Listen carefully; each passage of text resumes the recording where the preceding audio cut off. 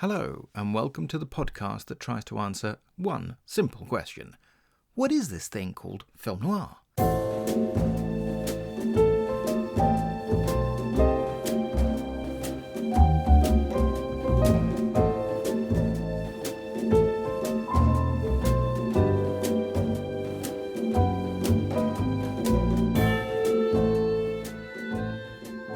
Hello everyone.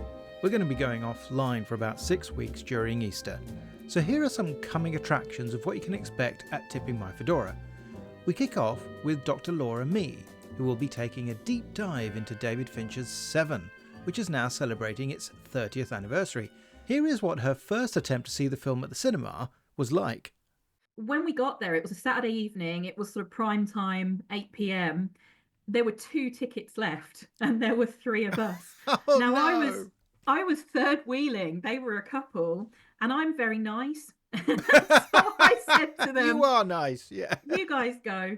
And I sat in the lobby of the cinema for 2.5 hours. Oh, no. Okay, furious that I wasn't seeing Seven. Oh. So I actually ended up seeing it sometime after that, probably only a couple of weeks, I suppose. I went with my best friend at the time from school, who would have also been 14 or 15, and my stepbrother and his boyfriend, who would have been a decade or so older than me. So we'd kind of gone together as a 4. I think it was at Milton Keynes Point, which is a long dead but architecturally questionable cinema in Milton Keynes. So for me, it's very tied up in the experience of the illicitness of going to see a film that I should not have been seeing, being very scared about being caught, which I wasn't, and being very scared about the nature of the film itself because of the way that it had been kind of promoted. So I was really excited, but also going in very tense. So, I was really looking forward to it, but yeah, kind of apprehensive at the same time.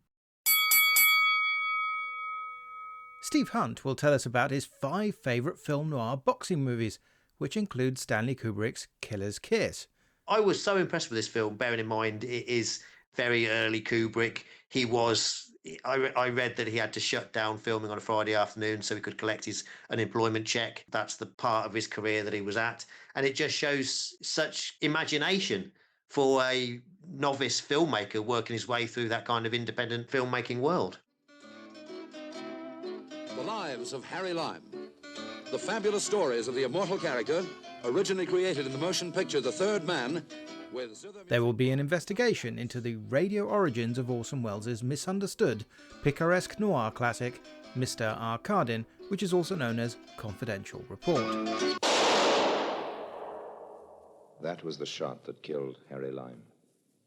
He died in a sewer beneath Vienna, as those of you know who saw the movie The Third Man. Yes, that was the end of Harry Lime. But it was not the beginning. Harry Lime had many lives, and I can recount all of them. How do I know? It's very simple. Because my name is Harry Lime.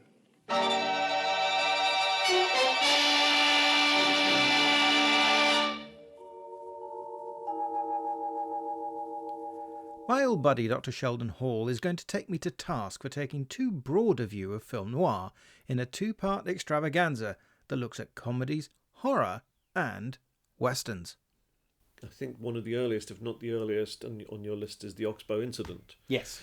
And I haven't revisited it very recently, but I'm a little doubtful about the noir element to it. Some of the other westerns that you include, I don't know quite why they're there, other than the fact that they are dark.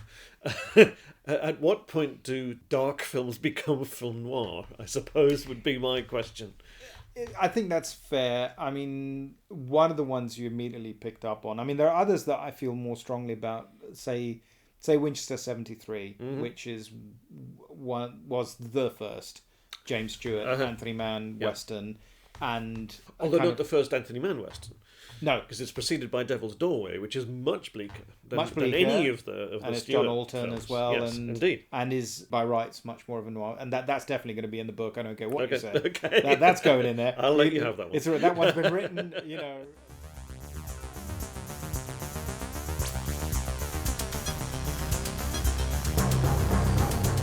After this, we're going to take a jump back to the future for the alternate 2019 of Blade Runner with podcast extraordinaire Aisha Khan. I'm quite fond of a voiceover. I love it in film noir. I like it in Scorsese's films. I'm not someone who's like, no, show, don't tell. I'm like, no, you can tell me. But I don't think the voiceover works in this. And I think the biggest part of that is when I watched the final cut, I didn't miss it for a second.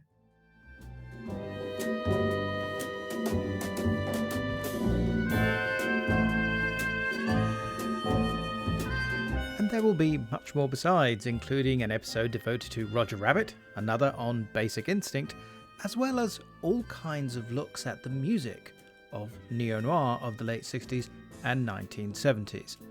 So, we'll be back before you know it, on the 27th of April.